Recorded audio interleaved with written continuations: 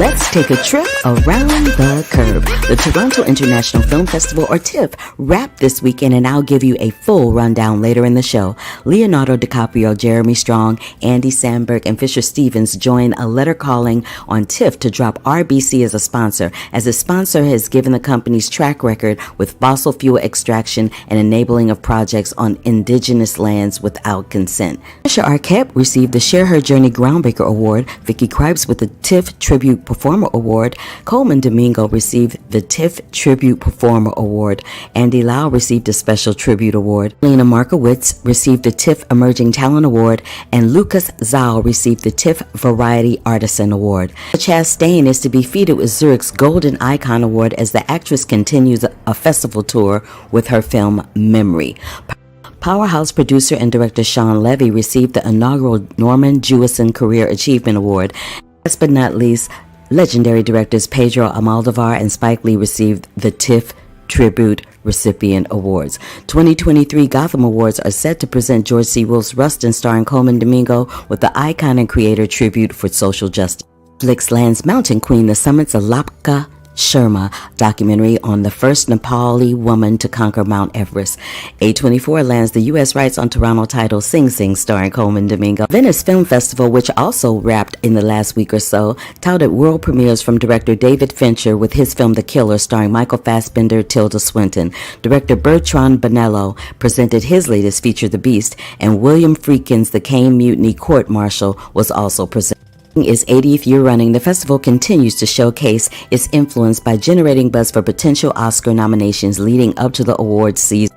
Dr. Ang Lee was honored, and he presented the Golden Lion for Lifetime Achievement to Tony Leung Chi Wai.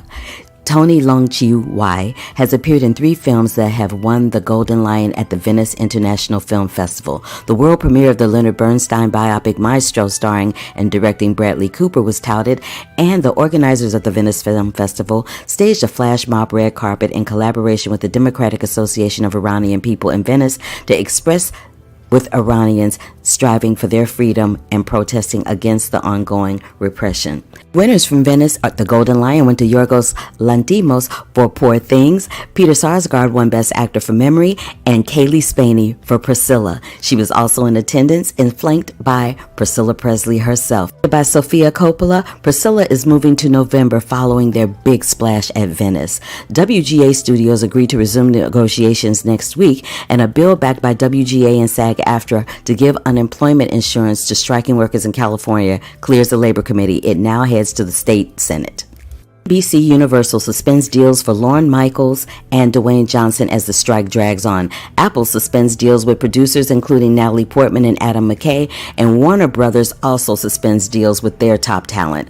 Rebel Wilson's pick, Bride Hard, is cleared for an interim agreement and adds Anna Camp, Justin Hartley, Anna Chomsky, Stephen Dorff, and more. Colbert, Jimmy Fallon, Jimmy Kimmel, Seth Meyers, and John Oliver will host a Strike Force 5, during which they will lift the veil on their ongoing discussions surrounding the complex and historic times facing the entertainment industry. The podcast launched on August 30th. On Netflix beginning September 14th, Barbie, A Touch of Magic animated series will be available. Sundance darling Mamiwata arrives in U.S. cinemas on September 29th, and Vice President Kamala Harris hosted Common, Jeezy, and other artists at an event at her house marking the 50th anniversary of hip-hop. In more hip-hop 50 celebration news, Hulu is airing a 4-part docuseries, The Defiant Ones, the true story of music legends Dr. Dre and Jimmy Iovine, on Tuesday, September 19th.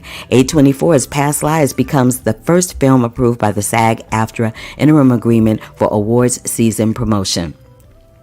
Fast X is streaming now exclusively on Peacock, and no hard feelings. You can buy it now on Blu-ray and digital, starring Oscar winner Jennifer Lawrence.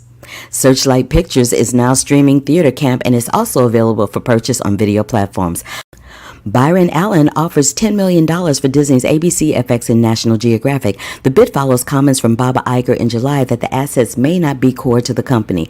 Disney calls reports of ABC and station sale talks unfounded, but keeping strategic options open as deal chatter continues. Dora and the Fantastical Creatures animated short is set to debut before Paw Patrol, the Mighty Movie, which drops on September 23rd. Today, the Academy Museum of Motion Picture Arts and Sciences has an exhibition, John Waters' Pope of Trash. It opens its first comprehensive show dedicated to the filmmaker's contributions to cinema.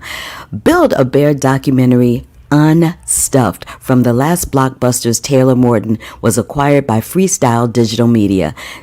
Damar Hamlin's documentary film is in the works as the Buffalo Bills player suits up 8 months after his cardiac arrest. Kim Novak, Elliot Gould, George Shakiris, Ernest Dickerson, Lorna Luft, and more are set to attend the 2023 Turner Classic Movie Classic Cruise. I cannot wait. I don't know about you. And if all that weren't enough, they are being joined by the legendary Wynn Thomas. You know his work from a variety of films and TV shows, including The Fresh Prince of Bel-Air.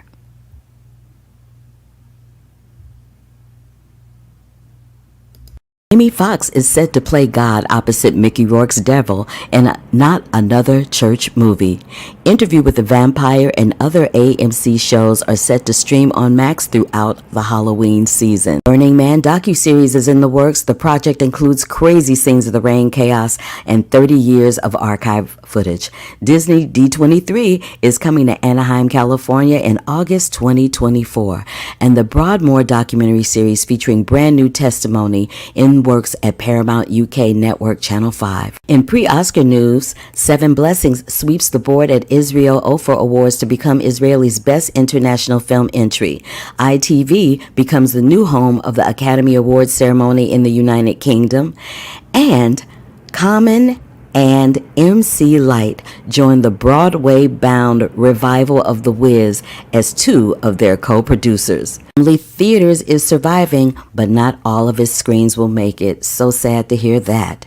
Rachel McAdams is set to star in the Broadway premiere of Amy Herzog's Mary Jane this spring. The stage musical there will be a stage musical inspired by Nashville's famed Bluebird Cafe that provided launching pads for such artists as Taylor Swift and Garth Brooks is in the works. Bleecker Street picks up the U.S. rights to Waitress the Musical, set December 7th for a nationwide release. Of Marvel shows shift premiere dates. WandaVision spinoff Agatha, Darkhold Diaries, finished shooting a couple of months ago but will premiere in 2024 leading up to Halloween. The Texas Tribune layoffs shows that there are cracks in the nonprofit media model. Taylor Swift is filling the void at the fall box office as her Eras Tour concert hits AMC and Cinemark.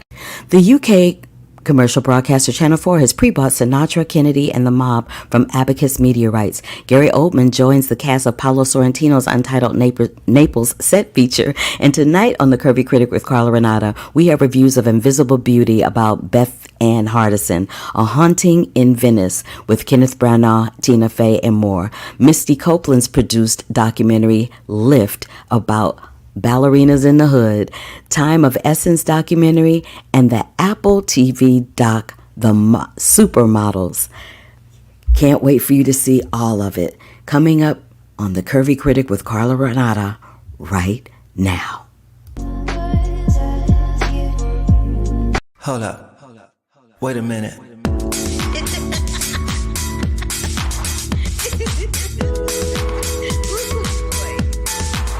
I wish you love, peace, and hair grease. Love, peace, and hair grease, y'all.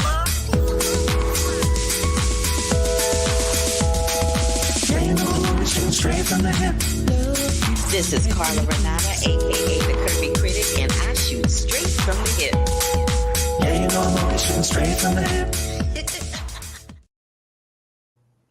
Hey, everybody. Sorry I'm a little late today. I am still in birthday celebration mode. Oh my God. Okay, wait. And my lashes are all confuddled. See, I told you I am in birthday celebration mode. So sad.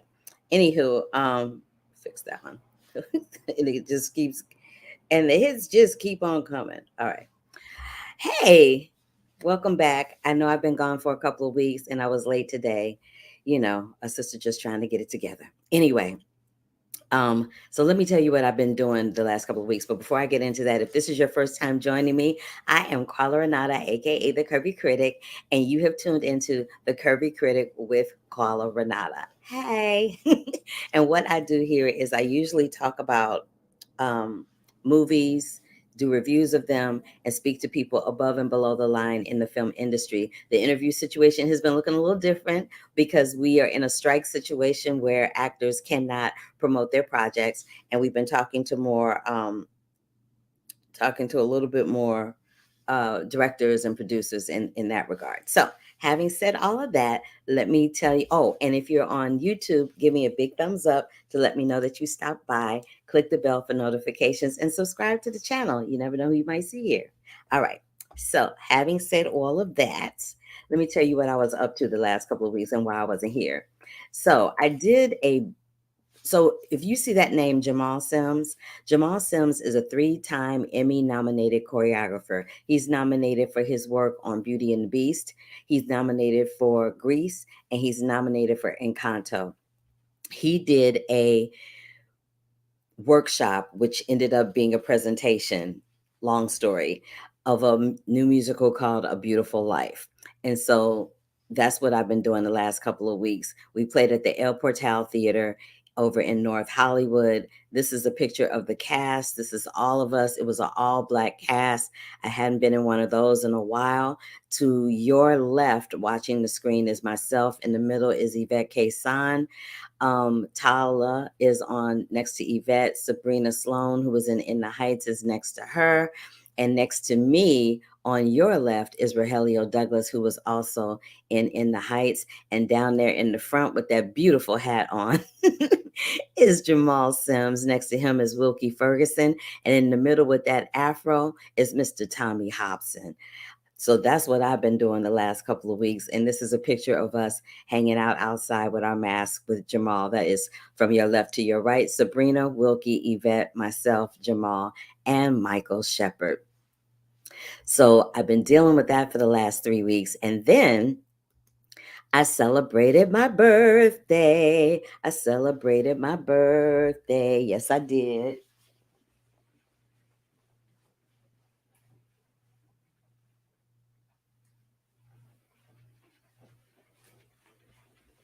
I'm not telling you how old I am.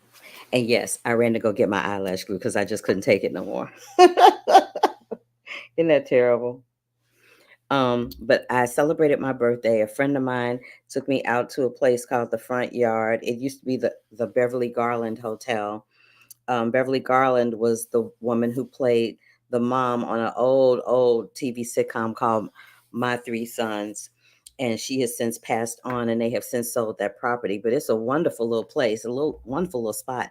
So if you're in the California area, make your way on over to Studio City to the Front Yard, honey, because it has some good food. And they gave me that little thing for my birthday. Then I also share my birthday with my daddy, who's pictured there with me. Tamron Hall was born on September 16th. So was my friend Malcolm Venable, who works at Shondaland. He's an editor there. I think he's like a senior editor there. And my TV sister for life, Tokes Olagondier.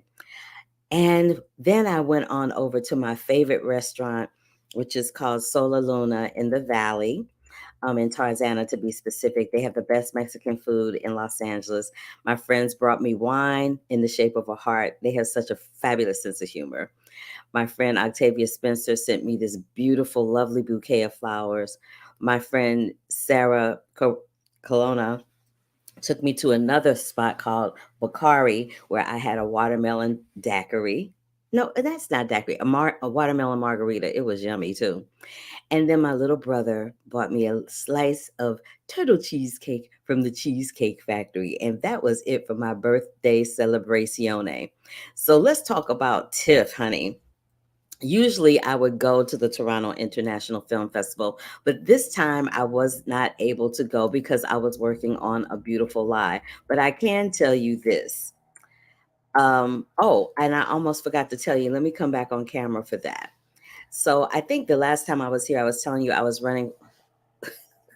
This lash is giving me the rah-rahs. I think I was telling you that I was running for a delegate seat for SAG, and I actually won the delegate seat. So we have our first meeting tomorrow. I'll try to keep you guys apprised of as much Screen Actors Guild WGA strike news as I possibly can. Within reason and what I'm allowed to share versus what I have to keep under wraps unless it's released in a press release or something. But yeah, so I wanted to let you guys be aware of that. And wanted to tell you that. So let me go back to talking about TIFF.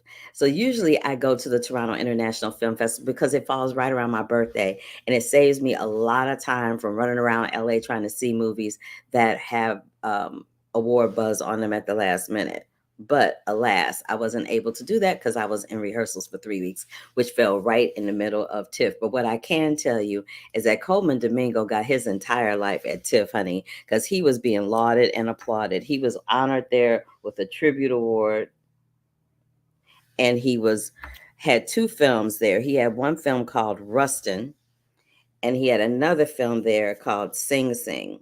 And Sing Sing, like I said, in the package got picked up by A24. So we're looking forward to that when that rolls around. Absolutely. We are looking forward to that one. What is going on here? Okay. So that's Rustin, and this one is Sing Sing, and it has been picked up by A24. I also heard that this film, Origin, by Ava DuVernay, had major buzz. It stars Ingenue Ellis, who you guys know from being nominated for King Richard, and you know her from a bunch of other things that she's been in. She was in the Ray movie and a plethora of other things, but she is one of the leads in this story, and it's called Origin. And it got an 8-minute standing ovation at Venice, making Ava DuVernay the first Black woman director to have a film premiere at Venice. I actually auditioned for this film, and it was a part that eventually went to Niecy Nash, who was also featured in that film. Another film that got a great deal of lauding and applauding is this film called American Freedom with Jeffrey Wright. So, let me see if I can find some information about American Freedom. I believe I do. But it won the People's Choice Award at the TIFF Festival. So Jeffrey Wright stars in this Cord Jefferson adaptation of Percival Everett's um, Erasure, a wicked satire about the commodification of marginalized voices and a portrait of an artist forced to re-examine his integrity. And while I have you here, let me just go back and tell you what Origin is about. It's based on a book. It was originally called Caste, Caste, and it was based on a book by the same name, but they changed the title to Origin for the festival. I'm not quite sure why. I'm sure as the season goes on, we'll find out. But this film was written, produced, and directed by Ava, and it chronicles the remarkable life and work of Pulitzer Prize winning author Isabel Wilkerson, who's played by Anjanou Ellis Taylor. And she investigates the genesis of injustice and uncovers a hidden truth that affects us all. So that's Origin. I've told you about American Freedom. And now I'm going to tell you about a little Sing Sing. So Sing Sing did really well at the festival too. As I said earlier, it got picked up by A24. And it is a film dealing with men in prison who decide to learn how to act. They form an acting troupe, and it shows you the power of what the arts can do when it is used in a way that inspires and helps lift someone's spirits who's incarcerated, because you're incarcerated, right? And you can't do anything, you don't have any freedom, you got to do what they tell you to do, blah blah blah. So I hear that it's got a really really fabulously strong cast. And what happens is that this theater troupe, they, like I said, they find the realities of escape through incarceration, through the creativity of putting on a play in this film based on a real life. So real life rehabilitation program featuring a cast that includes some of the formerly incarcerated actors. Another film I heard a lot about is a film called The Holdovers. It stars Paul Giamatti and Divine Johnson as pictured in the picture. And this is Paul. I'm hearing that this is some of Paul Giamatti's best work in this particular film, and it's gotten a lot of major buzz going into the award season for both Divine and Paul. Alexander Payne is the director, and it deals with this is it. So I'll just read you the description that they gave for TIFF in talking about it. They said that Barton men don't lie. This is just one of many rules Professor Hunnam takes much too seriously as he hands out poor grades at an elite boarding school in 71. As he dismisses the politics that come along with educating the children of people in high places, he's punished by the headmaster, who gives him a most undesirable assignment for the winter break: to stay at school and supervise the students who are unable to go home. Now, it's Paul Giamatti, so there's a little bit of comedy involved in that, but it's not going to be too much comedy. Not going to be too much comedy at all. But I hear that it's an excellent film, and I really can't wait to see it. It was a People's Choice winner at TIFF, and so was The Boy and the Heron.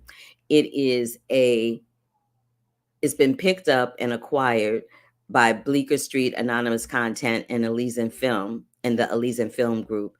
It is, as a boy, Miyazaki novel, How Do You Live, it centers around that and embraces it as his favorite. The film was initially announced as an adaptation of the book, but Miyazaki uses it instead as one of the many layers in a dazzling tapestry that draws even more upon his youth.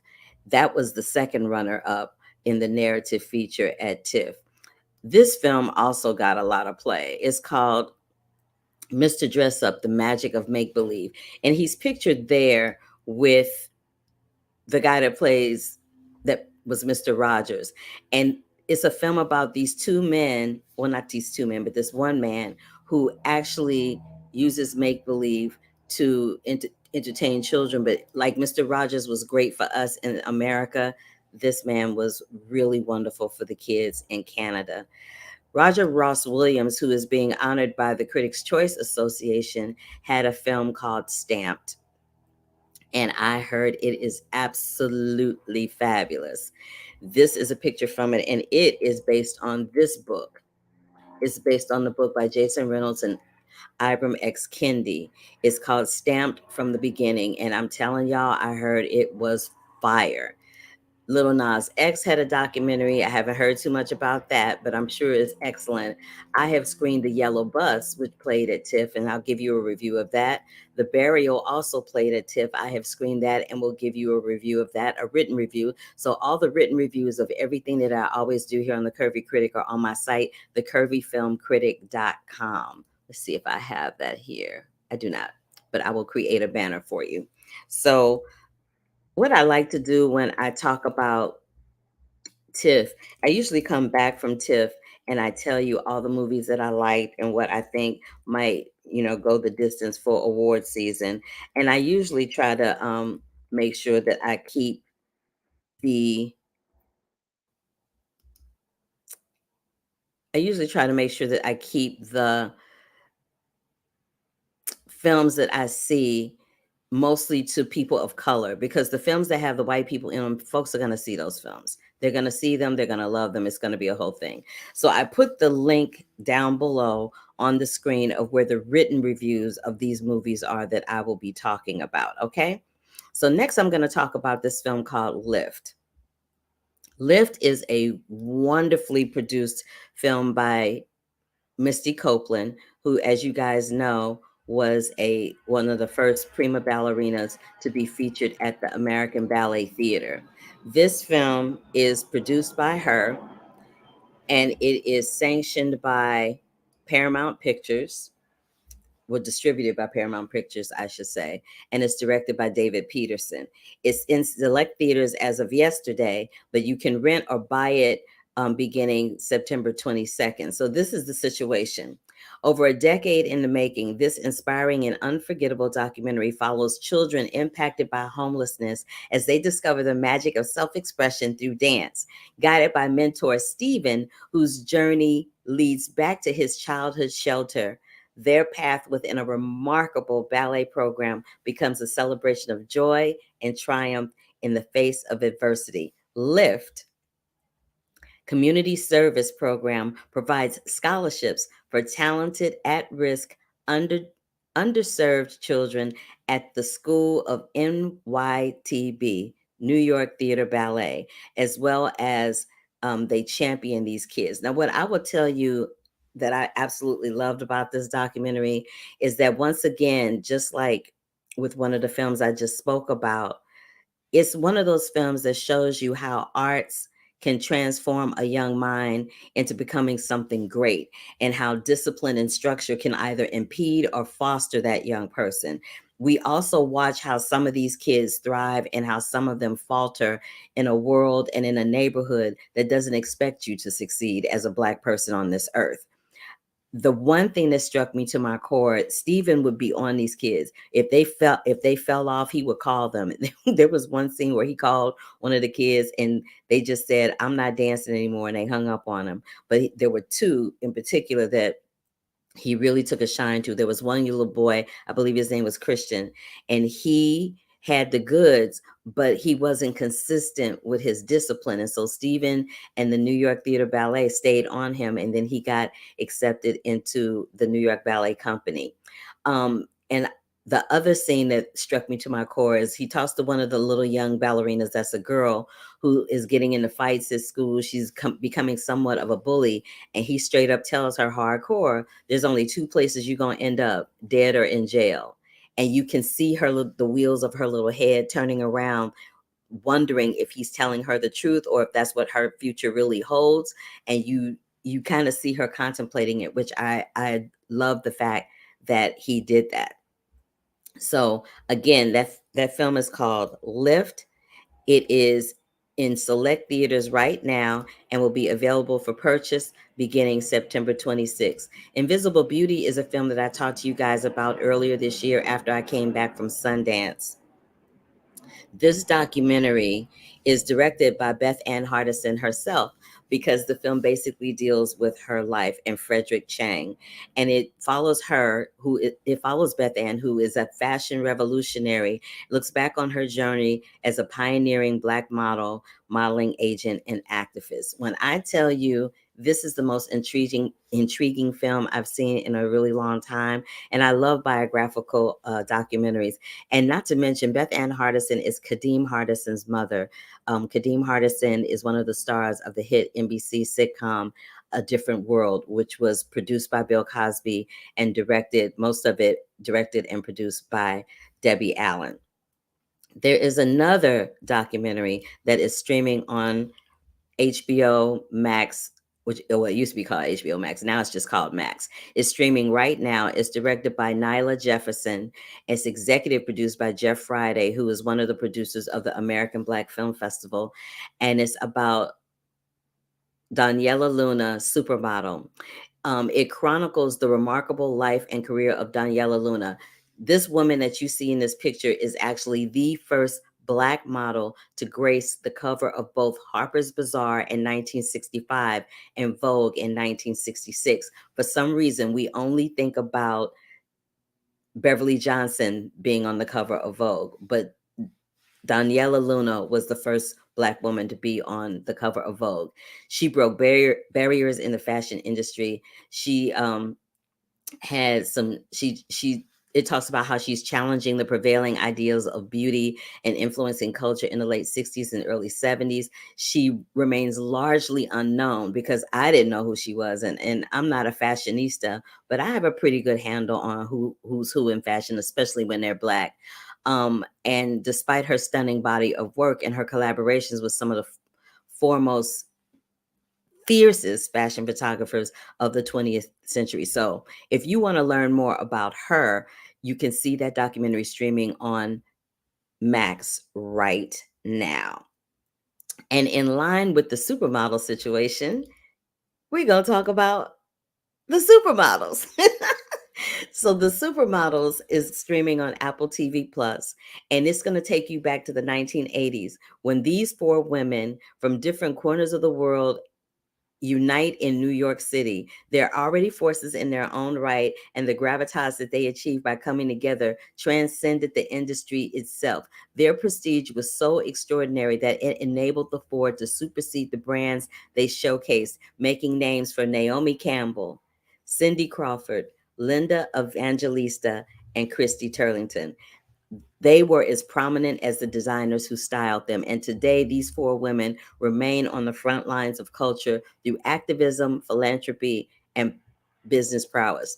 As the fashion industry continues to redefine itself and women's roles within it, this story, The Supermodels, is the ultimate story of how four women came together to claim it, paving the way for those to follow. Now, I'm gonna tell you what I saw when I saw this. It's in it's 5 episodes, and they're all named something different: the look, the power, the fame, so on and so forth. At one point, Naomi, Christy, and Linda were called the Trinity.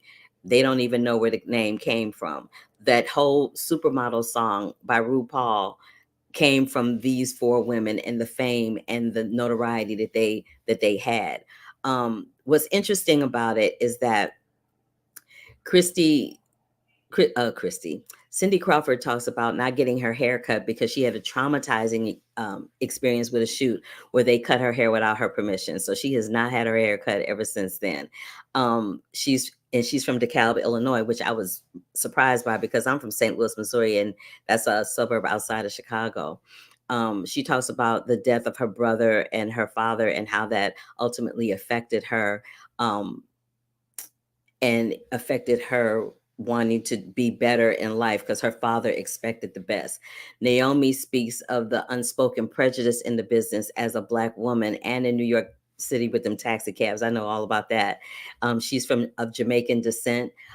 Who else? Oh yeah, and Linda talked about going to Japan, being asked to do a shoot nude. She refused and went home. She talked about a tumultuous relationship, marriage that she had. All of them speak about the different photographers who assisted them in getting their foot in the door and how some of them blacklisted them. Um, Cindy talks about her relationship with Richard Gere. She talks about her commercials for Pepsi, her workout videos with Radu, her covers, her books, and that they and how the pressure of the paparazzi for all four of them um, began to just be too much. It was so bad in during the runway shows that they did that I can't remember if it was Linda. I think it was Linda Evangelista. She brought a spray can bottle and brought it with her to the shoot and would threaten to shoot the photographer's lens if they didn't leave her alone. I hollered when I saw that. Let me check the comments real quick. Hey, Brandon. Hey, hey, Brandon. He said he's still going to school. Wonderful 2 weeks. Is long awaited Paw Patrol sequel, Mighty Movie. Um, Heard press junkets have already started, and I think social media embargoes are today. The social media embargoes I'm not sure about. I know that press junkets have started, but alas, none of the talent will be doing the press junkets because, as I said, we are in a strike and they are not allowed to promote their films with any struck company. So there's that. But I will be seeing the film and I will talk all about it next week just for you. All right. So I'm just going to recap what I talked about today so that you guys will know what I talked about. And we'll go from there. And I'll tell you what I'm going to talk about next week. I know this was a real low key show. I'm trying to recover from my birthday, honey. So please forgive me. So we talked about the titles at TIFF, Rustin, Sing Sing, Origin, American Freedom, The Holdovers, The Boy and the Heron, Mr. Dress Up and the Magic of Make Believe, Stamped, Little Nas X's documentary. I will have a review next week of Yellow Bus. I will have a review next week of The Burial. We talked about Lift. We talked about Invisible Beauty. As I said, Lift is in select theaters now. It will be available for purchase on September 22nd. Invisible Beauty is streaming right now. Daniela Luna is streaming on Max. The Supermodels is streaming on Apple TV. And last but not least, I'm gonna get to this film right here, A Haunting in Venice. So A Haunting in Venice is this Agatha Christie joint, right? I love Agatha Christie movies. I love anything that's like murder mystery, anything like that. And I particularly love Kenneth Branagh. I think he is a brilliant artist and he has taken the Agatha Christie catalog just as Denzel Washington has taken August Wilson's works and turned them into feature films. This will be the third one that he's done. He did Murder on the Orient Express, he did Death in the Nile, and now he's doing A Haunting in Venice just in time for Halloween. And like I said, this is the third in the series. What I will say about this is that Kenneth Branagh has a great handle on the character Hercule Poirot, where each film has delved into a different side of his personality and life while staying true to Agatha Christie's murder mystery narrative. It is gorgeously shot with some very interesting angles, extreme close-ups, some circular shots, some fish islands, great aesthetic things happening, and it's just a very interesting look. The production design, the cinematography, the costumes, the makeup is absolutely fantabulous. The score is fantabulous. And what I love more than anything else is that I am from St. I got to come on camera for this one. I'm coming on camera for this one, honey, because I want y'all to hear me saying this. I am from St. Louis, Missouri, and I cannot tell you how many times people pronounce it wrong. They say St. Louis, they say Missouri. It is St. Louis, Missouri. St. Louis, Missouri. So when they pronounced St. Louis right in the movie, I was so excited. And my mom was with me. And we were like, what? That actually happened? We were so excited. It was great. So again, A Haunting in Venice is in theaters now. I've told you where you can find all the other ones. This is what I will be talking about next week. I think I already told you that. Yes, I did. And I will also be talking about, oh, I forgot. I almost forgot one other movie. Cassandro. So let me talk about Cassandro real quick. Cassandro is this movie. It's another one that I saw at Sundance earlier this year. It is the featured directorial debut of Roger Ross Williams, who is an Academy Award winning director. It is in theaters right now. It will be streaming on Prime Video later this week. It deals with Saul Armendariz, a gay amateur wrestler from El Paso, Texas, who rises to international stardom after he creates the character Cassandro, who's kind of like the Liberace of Lucha Libre, which is like a Mexican wrestling thing. And in this process, he not only upends much of the macho wrestling world, but he also upends his own life. This is what I loved about the movie. I didn't know much about Lucha Libre wrestling before I saw this film, so it was an education for me. The film was beautifully shot. The script was wonderful. It sets it shows how Cassandro set an unprecedented standard in the sport of in that particular sport. It also shows how this man leaned into being who he was authentically, unapologetically in a time where it was not popular, it was not vogue, you were not expected to do it. And most of his strength, most of his tenacity, most of everything that explains who he was came from his mother. And he had a very difficult family upbringing. So, but when I tell you Roger Ross Williams did the thing with Cassandro, he did the thing. It's a beautifully done film, and I wholeheartedly suggest watching it. And I wholeheartedly believe that he will be getting some much deserved Oscar love when the nominations and award season continues on, because we're in the thick of it right now. They've had Telluride, they've had Venice, they've had TIFF, and the Oscars are happening next year. The Critics' Choice Awards will be postponed at some point. I will tell you when that's going to be. The Critics' Choice Documentary Awards will be proceeding on November 12th in New York City at the Edison Ballroom. So I think that is everything. It was a lot. And I promise I will be on time next time. I promise to have some wonderful things for you. In addition to what I've already told you, I'm going to be talking about, I will be talking to another one of my favorite directors.